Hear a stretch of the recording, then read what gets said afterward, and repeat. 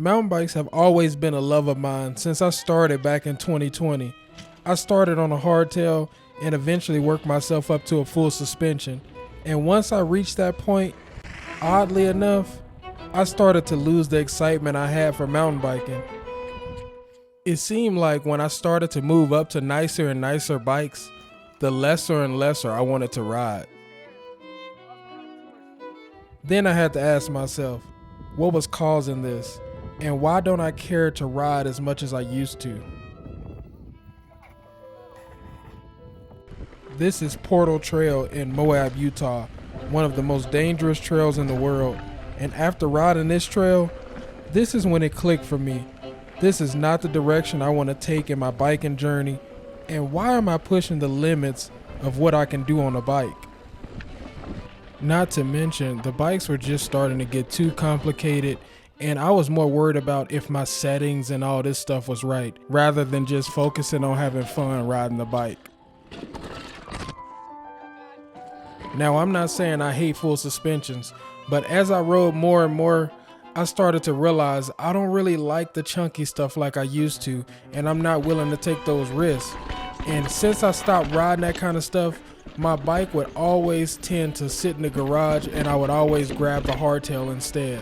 And every time I would grab the hardtail, I just had that excitement and that joy I had when I first started mountain biking. I'm pretty old school when it comes to a lot of things, and riding a bike is one of them. I don't want to ride a bike that I have to be a mechanic to figure out how to take care of. I just want a nice, simple bike that can do what I needed to do. So I went back to a hardtail, and this is what rejuvenated my biking journey.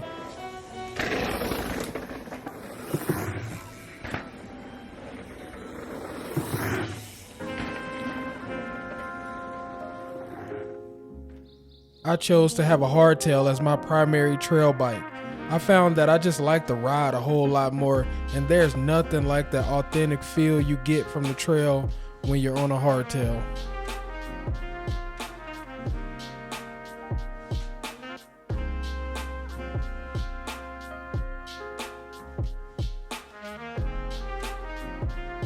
I like the simplicity and the ride so much on a hardtail, I decided to even get a rigid mountain bike. Now, one of the funny things you'll notice is the smallest of rocks. If you're used to riding a full suspension or any kind of suspension on the bike, you don't really think too much about the little small rocks and stuff. But even the smallest rocks and roots make a huge difference on this. You really got to be locked in on every little thing you run over, because any of those little things can cause some major damage if you're not prepared and you're not focused on the trail.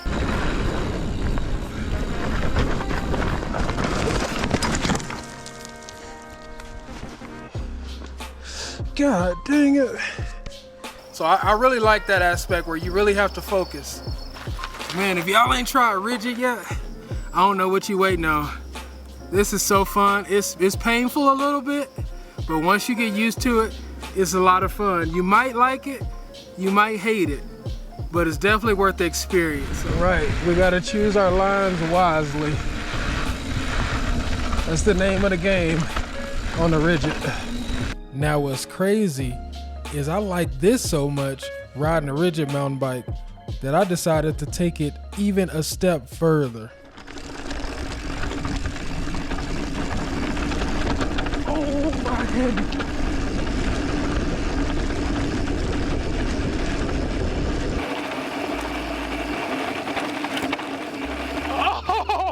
Oh my goodness.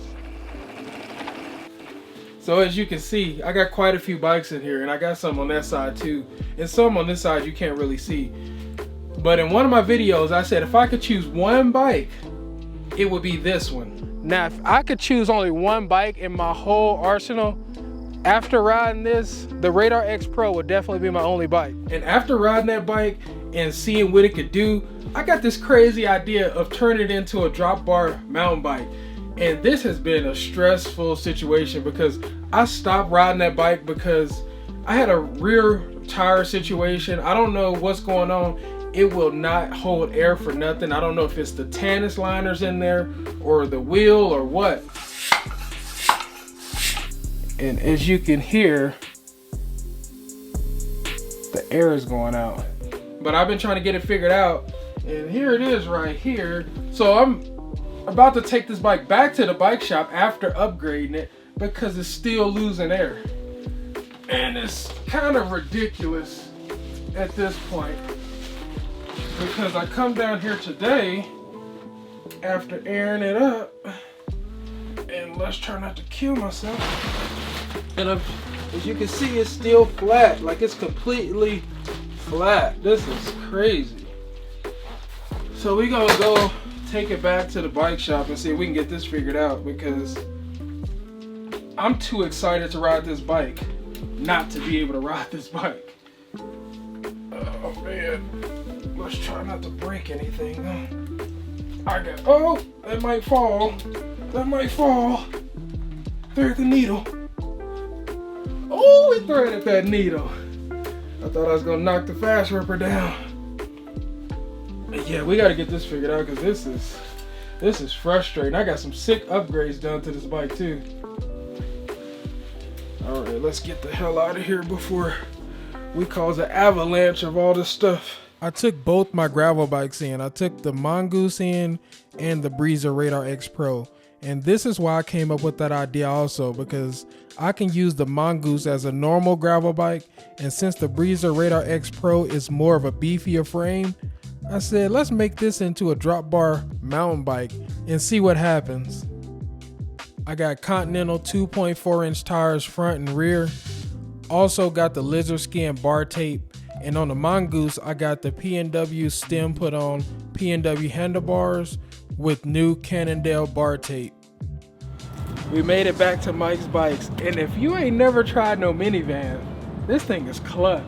This is a rental car, but if I ever get a new car, I might invest in a minivan. It's like the most practical thing ever. And I'm also getting this P&W stem put on this bike as well.